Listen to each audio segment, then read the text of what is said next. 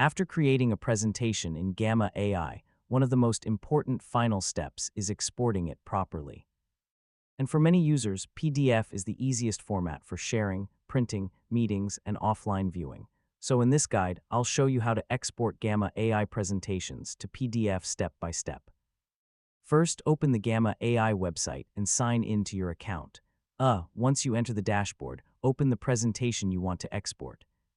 Before exporting, quickly review the slides to make sure the formatting, images, and layouts look correct. Now look for the Share, Export, or Download option inside the presentation controls. So this is usually located near the top corner of the dashboard. Once the Export menu opens, select the PDF option from the available file formats. Gamma AI will now process the presentation and generate the PDF file automatically. Larger presentations may take a little longer depending on slide count and visuals. And honestly, PDF exports usually work best with clean layouts and readable slide designs.